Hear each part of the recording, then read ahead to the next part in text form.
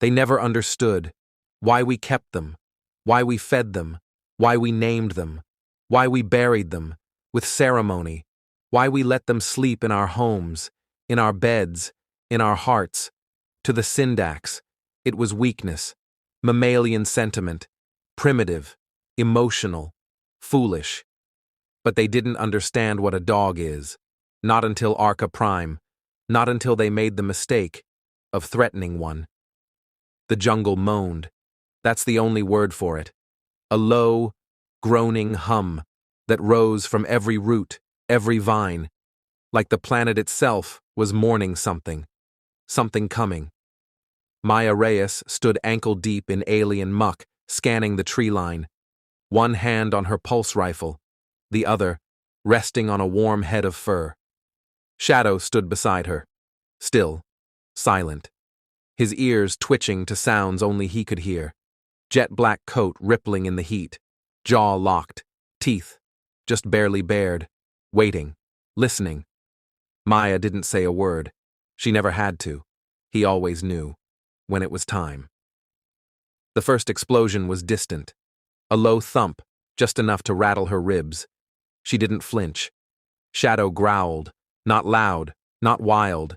It was low, slow, cold, the kind of sound that meant one thing. They're coming.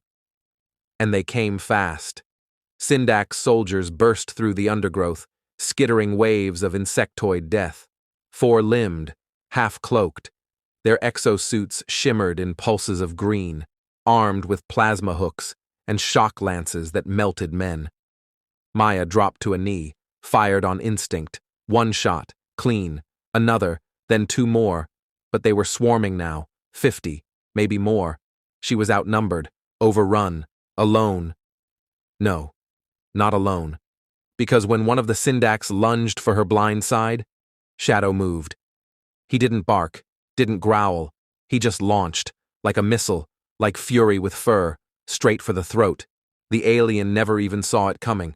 One moment, upright, weapon raised. The next, on the ground, gurgling through a torn larynx, claws twitching as blood soaked the moss. Shadow didn't pause, didn't hesitate, didn't think. He turned and pounced again. Another scream, another body down. Maya was still firing, still ducking, but her HUD flickered static. Uplink, dead. And all she could hear was him, Shadow, fighting like hell. He wasn't trained for this. He wasn't built for war. He was just a dog. But God help anything that touched her. The Syndax started to hesitate. You could see it in how they moved, how they shifted back. They weren't scared of humans. Not really. But this black blur in the trees, with yellow eyes and a jaw that cracked armor, this was new. This was terrifying, and they hadn't prepared for that. Then it happened, the one moment Maya would never forget, not in 100 years. Shadow leapt for another kill, mid-air. A plasma bolt caught his ribs, straight through. He didn't cry, didn't scream. He just yelped. Short, choked, and crashed into the mud. Maya's heart stopped. Time froze. Everything in her chest shattered. She sprinted to him, firing blindly. Shadow! His body was still, his side, glowing, charred. Her hands shook as she touched him, and he looked up at her, bleeding, dying, still trying to rise, still trying to protect her. 4 Syndax circled in, slow, deliberate, mocking. One tilted its head, almost smiling, and raised a blade. That's when the miracle happened. Shadow stood, not fully, not strong, but enough to face them, to bare his teeth. And in the silence between breaths, he made a sound Maya had never heard before. Not a growl, not a roar, not a bark. It was a warning, a promise, a sentence. Hurt her, and I will end you. And then, he attacked. They never had a chance. He shattered the first one's leg, a wet crunch of bone and exosteel, tore into the second's chest before it could even scream. The third tried to run, didn't get far. Shadow's jaws clamped on its spine and ripped. The last one dropped to its knees, not from pain, Not from wounds, but from fear. It had seen something, not a creature, not a pet. It had seen vengeance. When it was over, Shadow collapsed in Maya's arms, his breath shallow, his body broken, but his eyes still locked on hers, still loyal, still there, and through tears, shaking, covered in blood, Maya whispered, "You came back. You stayed. You protected me when no one else could." She clutched his body to hers, pressed her forehead to his, and made a promise through gritted teeth. They'll pay. They'll all pay.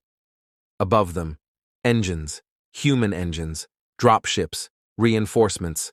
Too late for the fight, but just in time to witness the aftermath. They saw the bodies, they saw the blood, they saw him, and for the first time, so did the galaxy. The footage went viral within hours. They tried to censor it, tried to scramble the drone feeds, erase the helmet cams, rewrite the reports, but it was too late. The jungle, the blood, the bodies, and in the middle of it all, a single figure, 4 legs, jet black fur, yellow eyes that stared straight through the lens and into the soul of a galaxy that thought it had seen everything. He wasn't a soldier, he wasn't a weapon, he was a dog, and somehow, that made it worse. Worse for the Syndax, worse for the empires, worse for the billion-eyed machine that watched every war like it was entertainment, because it shattered the illusion, shattered the lie they'd told themselves for generations, that humans were soft, that our empathy was a liability, that our bonds made us weak. They watched the footage again, and again, zoomed in, analyzed, paused frame by frame. They saw Maya, wounded, cornered, and they saw him, charging into death with no armor, no implants, no command, only fury, only loyalty, only love. The academic class tried to explain it. Dissertations sprang up like weeds. Instinctual attachment behavior in Terran canines, human projection syndrome and non-sapient bonds, battlefield anomalies resulting from mammalian emotional pairing. All of it sterile, all of it clinical. None of it came close, because it wasn't a battlefield anomaly. It was a mirror, held up to every species who'd forgotten what love looked like under fire. On the 17th hour after the footage leaked, a broadcast signal went live from the deep Aurak belt. A pirate transmission, untraceable, unapologetic. One voice, male, gravel-thick Terran accent. He wasn't a threat until you made him one. Now, he's a warning. Touch one of ours again, and we won't send soldiers. We'll send what you made on Arca Prime. By the next day, Shadow Protocol became trending doctrine, not official, not sanctioned, but whispered, feared, respected. Entire alien fleets changed patrol routes, orbital checkpoints softened, trade embargoes were quietly lifted. No one admitted it outright, but no one wanted to provoke the species who could weaponize love. A statue was commissioned within 72 hours, not by Earth, not by the military, but by the Tarshek people, a reptilian race who had once fought humans and lost half their fleet. They were the first to see it, not the claws, not the kill count, but the way Shadow stood between Maya and death, bleeding, dying, still standing, still trying. They named the statue in their tongue, Garatal. It means, the one who remained. The statue spread. Replicas appeared on mining moons, neutral stations, hidden planets once used for war games. No inscriptions, no flags, no emblems, just a single word, etched in every language, loyalty. The Syndax didn't speak for weeks. Their warlords locked down communications. Their homeworld media ran blackout reels. They pulled their soldiers back from contested zones, not out of guilt, out of fear, because it wasn't the casualties that haunted them. It wasn't even the kill count. It was the message that something as small, as primitive, as emotionally bonded, had torn through them like a god of war. Black Site 9, an orbital think tank buried deep within the rings of Lathis, ran simulations for 37 straight hours. Same scenario, same jungle, same squad size, same dog. They ran 1,204,778 variations. Shadow died in 92% of them. But Maya? She survived in all but 6. In every version where Shadow stood his ground, she lived. And that broke the algorithm. The lead AI, XIR7, reportedly crashed mid-report. It gave only one response before shutdown. Error. Loyalty is not a predictable variable. Human Command never issued a statement. Didn't have to. They just released Maya from active duty. No fanfare, no medals, just a single line in the report. Asset Reyes, honorable discharge, Shadow, legacy documented. But Maya? She never stopped, never forgot. She kept her promise. The one she made, on her knees, covered in his blood. They'll pay. They'll all pay. For every battlefield she walked after Arca Prime, her reputation followed her. Some said she was haunted. Others said she carried his collar in her pocket. Some claimed she fought like she had nothing left to lose. They were all wrong. She fought like she had something no one would ever take from her again. Years later, a new war burned on the rim. Different enemy, different cause. But the footage surfaced again. Someone played it in a mess hall. Younger soldiers, non-Terrans, watched in silence. They didn't laugh, didn't scoff. One of them, a Vulian rookie with 4 eyes and 0 combat time, stood up after it ended. He looked around and said, "We don't stand alone. We stand with them. Even their pets fight harder than our best." No one disagreed. And back on Earth, a quiet corner of the old Appalachian Range, Maya walked a trail with another pup. Younger, clumsier, same black coat, same bright eyes. He never saw war, never would. But every step he took, he followed her left side.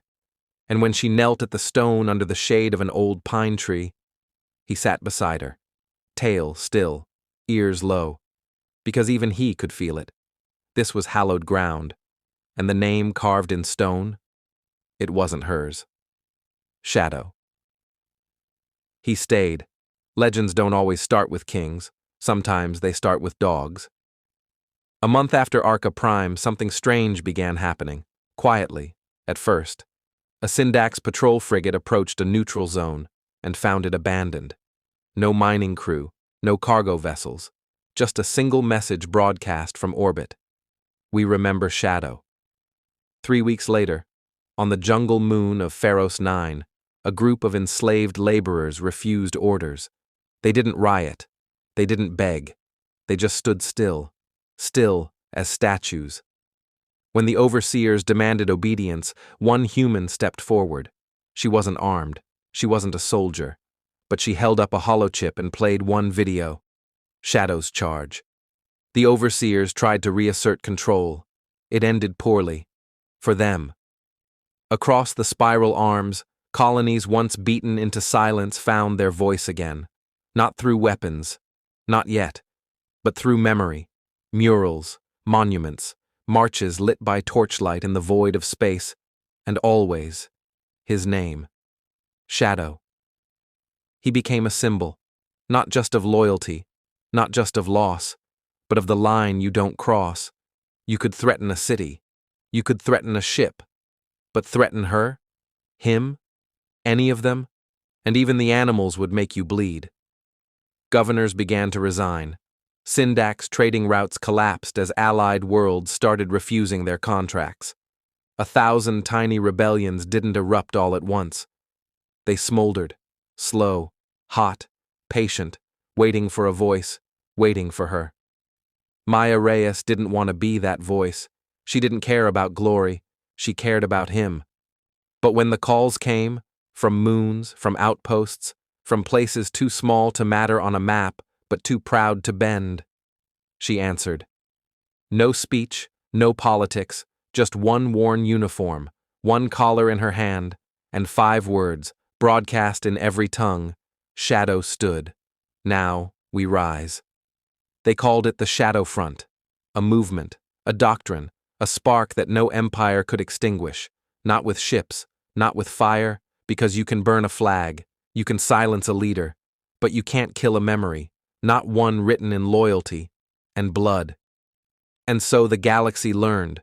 You don't threaten what humans love, not their children, not their homes, not even their dogs, because when you do, you don't start a war, you awaken something worse, something ancient, something primal, something unbreakable.